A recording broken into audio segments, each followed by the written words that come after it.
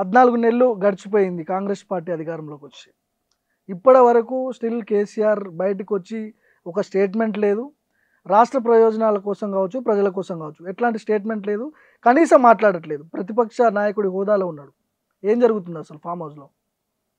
Form హౌస్లో 100% కూడా కాంగ్రెస్ ఏదైతే అమలు కావటానికి ఆచరణ యోగ్యంగా అనేటువంటి హామీలు ఏదైతే ఇచ్చిందో వాటిని ఏ విధంగా అమలు పరుస్తారా, ప్రజలకు ఎట్లా లబ్ధి చేస్తారా, వాళ్ళు ఏ ఎన్నికల హామీ పెట్టుకొని అధికారంలోకి వచ్చారు అనే దాని మీద క్లియర్గా 14 ఏళ్ళ నుంచి అబ్జర్వేషన్లో ఉన్నారు. ఏ రంగంలో ఏ రకంగా కూడా ఏ రూపంలో కూడా వాళ్ళు ఇచ్చిన హామీలు 1% కూడా రీచ్ అయ్యే పరిస్థితి కనపట్లేదు. కాబట్టి ప్రజల మీద విపరీతమైనటువంటి ప్రేమాభిమానం కలిగిన నాయకుడు కాబట్టి తప్పని పరిస్థితుల్లో ప్రజల బాధలు తట్టుకోలేని పరిస్థితికి చేరిపోయినాయి. కాబట్టి అనివార్యంగా కేసీఆర్ గారు రావాల్సిన పరిస్థితి వచ్చింది. కాబట్టి ఖచ్చితంగా వస్తారు, ప్రజల పక్షాన్ని నిలబడతారు, ఈ కాంగ్రెస్ని 3 చెరువులు నీళ్లు తాగిస్తాడు. దాదాపు అంటే 1 ఇయర్ పాలన కూడా కంప్లీట్ అవ్వలేదు, కొంత టైం ఇవ్వాలి కదా అని చాలామంది మాట్లాడుతున్నారు. 10 ఏళ్ళు పాలించారు మీరు, మాకు 1 ఇయర్ టైం ఇచ్చి మీరు అప్పుడే ఏం చేయలేదని చెప్పి మా మీద పడ్డ ఎంతవరకు కరెక్ట్ అని చెప్పి కొంతమంది మాట్లాడుతున్నారు. టైం ఇవ్వాలి కదా అంటున్నారు. ఇప్పుడు అదే నాయకులు కూడా బయటికి రాకపోతేనే కేసీఆర్ గారు వస్తారా అని పొద్దుగూకులు కేసీఆర్ గారు నామస్మరణ కూడా చేస్తుండే ముఖ్యమంత్రి గారు. పరిపాలన చేసి నువ్వు ప్రజలకి ఏదైతే హామీలు ఇచ్చినావో అవి చేసి ప్రజలకి మంచి చేసే పని మీద ఉండమంటే కేసీఆర్ నువ్వు ఎందుకు రావని చెప్పి కేసీఆర్ గారు రాకపోతేనేమో రాలేదని ఏడుపు. కేసీఆర్ గారు వస్తుండేసరికినే వాళ్ళ గుండెలలో భయం అయిపోయి అప్పుడే ఎందుకు వస్తారు మీరు, 14 నెలలు కాలేదని కూడా వాళ్ళే మాట్లాడతారు. ఇట్లా వాళ్ళు కేసీఆర్ గారి నామస్మరణ చేయకుండా కాంగ్రెస్ పార్టీ ముందుకు పోయే పరిస్థితి లేదు. కానీ 10 ఏళ్ళు మేము చేసినటువంటి దాంట్లో కొద్దిపాటి తేడాతో ఓడిపోయినటువంటి టీఆర్ఎస్ పార్టీ ఇలా కేవలం 14 నెలల 20 ఏళ్ల కంటే ఎక్కువ అప్రతిష్ట పాలైపోయింది. గత 60 ఏళ్ల కాంగ్రెస్ ఏదైతే అప్రతిష్ట మూట కట్టుకుందో ఈ 1 ఇయర్నే అంత పెద్ద అప్రతిష్ట మూట కట్టుకుంది. కాబట్టి అనివార్యంగా ప్రజలు బాధలు యూట్యూబ్లలో కావచ్చు, మీడియాలో కావచ్చు చూసే పరిస్థితి లేదు. రైతులు రోడ్డు మీద పడి పరిస్థితి వచ్చింది. కనీసం 3 పూట్ల అన్నం తినే పరిస్థితి కూడా లేనటువంటి పరిస్థితి ఒకటి వచ్చింది. తలసరి ఆదాయం విషయంలో భారతదేశంలో నెంబర్ 1 స్థానంలో ఉన్న తెలంగాణ ఇలా 13వ స్థానానికి పోయింది. ఆదాయం దాదాపు ఒక రిజిస్ట్రేషన్ స్టాంప్స్ దాంట్లోనే 1100 కోట్లు వస్తుంది. గతంలో కేసీఆర్ గారి పీరియడ్లో 3000 కోట్లు వచ్చింది. ఆర్థిక పరిస్థితి అధ్వానంగా మారిపోయింది. దీన్ని బీజేపీ క్యాచ్ చేసుకుని కూడా నిన్న నిర్మలా సీతారామన్ గారు లాభాల్లో ఉన్న దాన్ని అప్పుల చేసినటువంటి మాటలు మాట్లాడుతారు. బీజేపీ రాజకీయ పొలిటికల్ క్లెయిమ్ చేసుకోవాలని చూస్తుంది. కానీ 100% భారతదేశంలో అత్యధిక తలసారి ఆదాయం సృష్టించినటువంటి కేసీఆర్ గారిని జీర్ణించుకోలేనటువంటి కాంగ్రెస్ బీజేపీలు ఏదో ఒక రూపంగా మట్టి జల్లాలని చూస్తారు. కానీ ప్రజలు నమ్మే పరిస్థితి. ఇప్పుడు కొత్తగా కేసీఆర్ బయటకు వచ్చి చేసేది ఏముంటుందని చెప్పి చాలామంది అంటున్నారు. లోక్సభ ఎన్నికల్లో బీఆర్ఎస్ పార్టీకి గుండు సున్నా వచ్చింది, ఒక సీటు కూడా గెలవలేదు. 10 ఏళ్ళు అధికారంలో ఉన్నారు, ముఖ్యమంత్రిగా పనిచేసిండు, ఇంత అనుభవం ఉంది, 80,000 పుస్తకాలు చదివిండు అని చెప్పి మీ పార్టీ క్యాడర్ చెప్తుంది. ఏం జరిగింది లోక్సభ ఎన్నికల్లో గుండు సున్నా రావడానికి కారణం? ఇప్పుడు కొత్తగా వస్తే జరిగే పరిణామాలు ఏంది, చేంజెస్ ఏంది? ఇప్పుడు తలక మాసిన వాళ్ళు చాలా మాట్లాడతారు కేసీఆర్ గారి గురించి. ఆయన ఉమ్మడి ఆంధ్రప్రదేశ్లో కొమ్ములు తిరిగినటువంటి కాంగ్రెస్ నాయకత్వాన్ని కూర్చోబెట్టి ఒక ప్రత్యేక రాష్ట్రాన్ని తీసుకొచ్చింది. ఆయన సమాంతరంగా రాజకీయాన్ని, ఉద్యమాన్ని 2 సమాంతరంగా చేస్తున్నప్పుడు కూడా చాలామంది నవ్విర్రు. 1000 కోట్లు ఉన్నటువంటి ల్యాంకో లగడపాటి రాజగోపాల్ దగ్గర నుంచి ఉమ్మడి ఆంధ్రప్రదేశ్లో కడప, రాయలసీమ డామినేషన్ ఉన్నటువంటి ఉమ్మడి ఆంధ్రప్రదేశ్లో ఉన్న నాయకత్వాన్ని తీసి నేలగొట్టి ప్రత్యేక రాష్ట్రాన్ని తీసుకొచ్చి ప్రత్యేకంగా 10 ఏళ్ల పాటు సుదీర్ఘంగా తెలంగాణని ఒక రాష్ట్రంలో సమర్థవంతమైన నాయకుడిగా నడిపించినటువంటి నాయకుడు. ఆయన్ని పట్టుకొని ఆయన ఏం చేస్తారంటే ఎందుకు భయపడుతున్నారు? ఇలా ప్రధానమంత్రి ఇక్కడికి వస్తున్నట్టే అది పెద్ద న్యూస్ కాదు, రేవంత్ రెడ్డి ఢిల్లీ పోతున్నట్టే న్యూస్ కాదు, ప్రపంచంలో ఉన్నటువంటి అమెరికా అధ్యక్షుడు తెలంగాణకు వస్తున్నా పట్టించుకునే పరిస్థితి లేదు. కానీ కేసీఆర్ గారు ఫామ్ హౌస్ దాటుతుండంటేనే వాళ్ళ గుండెలలో వణుకు. 14 నెలలు ఫామ్ హౌస్ నుంచి బయటికి రాకపోవడానికి కారణాలు ఏంటి?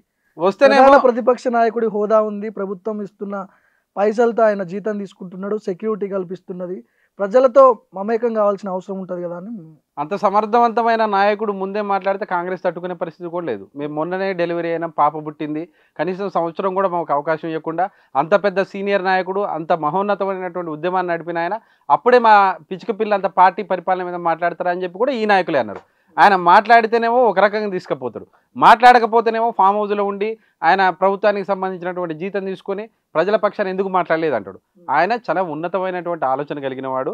రేవంత్ రెడ్డి అనేవాడికి కుక్కకి బొక్కకు దొరికినట్టు ఒక నాయకత్వం లభించింది. దాన్ని ఎట్లా పరిపాలిస్తాడా? నిజంగా చిన్న వయసులో ఎవరికో కోర్టులో ఒకళ్ళకి దొరికే అవకాశం దక్కింది. కాబట్టి నిదానంగా ఆయన గమనించిండు, వీళ్ళ పరిపాలన విధానాన్ని చూసిండు, నిజంగా వీళ్ళు ఏం చేయగలుగుతారా అని చూసిండు. ఏ కోశాన కూడా ప్రజలు కనీసం వాళ్ళు పార్లమెంట్లో మాకు గుండు సున్నా వచ్చినాయని మీరు అంటారు, ప్రజలు మాకు గుండు సున్నా ఇచ్చినప్పుడు కూడా సమాంతరంగా జాతీయ పార్టీ నేషనలైజ్ పార్టీ ఎలక్షన్గా చూసిరు కాబట్టి బీజేపీకి కూడా 8 స్థానాలు వచ్చినాయి. అధికారంలోకి వచ్చిన కొద్ది సమయంలోనే నువ్వు కూడా 8 స్థానాలు కోల్పోయినావు కదా, అది నీ అధికారం చేతిలో పెట్టి గ్రాడ్యుయేట్ ఎమ్మెల్సీ ఎన్నికల్లో బీఆర్ఎస్ అభ్యర్థి పోటీ చేయడానికి భయపడుతున్నాడు, వాస్తవమా కదా? భయపడాల్సిన అభ్యర్థిని ఎందుకు ప్రకటించలేదు? అవసరం లేదనుకున్నారు కేసీఆర్ గారు దానికి.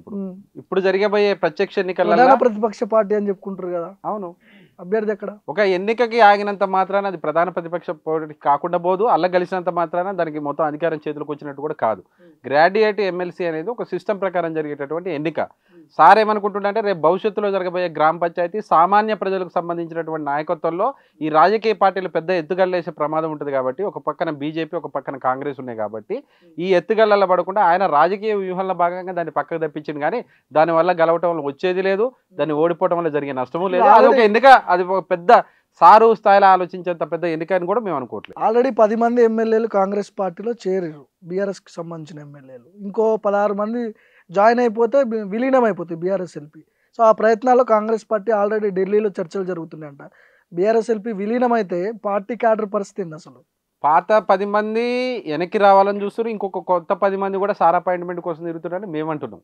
కానీ ప్రజాస్వామ్యంలో ప్రజాక్షేత్రంలో ప్రజలు ఇచ్చినటువంటి నిర్ణయాన్ని గౌరవించేటటువంటి వ్యక్తిగా సార్ చేయాలనుకుంటే ఎప్పుడో చేయగలుగుతాడు. 4 మంత్రి పదవులు రాజకీయ ఎమ్మెల్యేలకు ఆఫర్ చేస్తున్నారని నాకు ముఖ్యమంత్రి పదవి విసినా పోయినోడే వెనక్కి వచ్చే పరిస్థితి కనపడుతుంది. ఇవాళ వాళ్ళే సాక్షాత్ వాళ్ళే మాట్లాడుతున్నారు కదా, ఆ ఎమ్మెల్యేలే కేసీఆర్ గారి ఫోటో మేము పెట్టుకుంటే మాకు వచ్చే నష్టం ఏంది అంటారు. దానం నాగేంద్ర గారు తిరుగుబాటు చేస్తూనే ఉన్నాడు. ఎప్పుడైతే ఈ సుప్రీంకోర్టు ఎప్పుడైతే ఈ పార్టీ ఫిరాయింపుల మీద తీర్పు రాబోతుందో వాళ్ళ వెనుకలు కూడా వణుకు స్టార్ట్ అయింది. రేపు బై ఎలక్షన్ వస్తే మాత్రము టీఆర్ఎస్ పార్టీ ఒక్క స్థానాన్ని కూడా మరింత 1,00,000 మెజార్టీతో కొడుతాం. ఉద్యమంలో కీలకంగా పనిచేసినటువంటి కేసీఆర్ ఈ పార్టీని ఇంత బలంగా నిర్మించుకున్నాడు కదా, ఇంత బలంగా నిర్మించుకొని ఈ వలసలను ఎందుకు ఆపలేకపోతున్నాడు? వలసల్ని అంటే బీఆర్ఎస్ నుంచి కాంగ్రెస్లోకి పోతున్నారు, ఆ ఎమ్మెల్యేని ఎందుకు గ్రిప్లో పెట్టుకోలేకపోతున్నారు? ఎందుకంటే గతంలో టీఆర్ఎస్ పార్టీ అధికారంలోకి వచ్చిన తర్వాత రాజకీయ సుస్థిరత కోసం కొంతమంది ఎమ్మెల్యేలను పక్క పార్టీ నుంచి తీసుకొచ్చుకుంటారు. అదే వీళ్ళు కూడా చేస్తున్నారు కదా చెప్పేది అదే. కానీ రాజ్యాంగబద్ధంగా ఎల్పీని విలీనం చేసుకొని కాంగ్రెస్ పార్టీకి ఆయన ప్రతిపక్ష స్థాయి లేకుండా చేసిండు. కానీ ఇప్పుడున్న నాయకులకి ఆ తెలివి కూడా లేదు, ఆ ముఖ్యమంత్రి కనీసం ఆ కమాండింగ్ కూడా లేదు. కాబట్టి ఆ ఎల్పీ లేదు గిల్పీ లేదు తీసుకుపోయి వచ్చినట్టు పాత కాంగ్రెస్ వాళ్ళనే ముందుగా ఎవడైతే ఆశపడ్డాడో వాళ్ళని తీసుకొని పోయిండు. ప్రజలు చీదనించుకునే పరిస్థితి వచ్చింది. సుప్రీంకోర్టు కూడా ఇలా చాలా క్లియర్గా ఉన్నది, ఎవరైతే ఫిరాయింపుల మీద తక్షణమే స్పీకర్ తీసుకోవాలా చర్యలు, దానికి ఆ విచక్షణ మీకు ఎంతవరకు ఉందనేది కూడా సుప్రీంకోర్టు ఉంది. కాబట్టి ఈ గోడలు దూకే బ్యాచే కాబట్టి మేము పోయిన వాళ్ళు కూడా పెద్దగా ఏం పట్టించుకోలే. ఒరిజినల్గా టీఆర్ఎస్ ఆడుకోరుగా కేసీఆర్ గారితో పనిచేసిన వాళ్ళు, టీఆర్ఎస్ పార్టీ సిద్ధాంతాన్ని నమ్మిన వాళ్ళు ఇంకొక పార్టీకి పోవాల్సిన అవసరం లేదు. అట్లాంటి కార్యకర్తలు ఇప్పుడు ఎవరనేది ఇవాళ టీఆర్ఎస్ పార్టీకి అర్థమైంది. కాబట్టి మళ్ళీ రాబోయే రోజులలో కూడా అసలైన ఉద్యమకారులకే ప్రధానమైనటువంటి అవకాశాలు ఇస్తాం, వాళ్ళని మేము పూర్తి స్థాయిలో కాపాడుకుంటామని కూడా అది ఇస్తానని చెప్తున్నాం.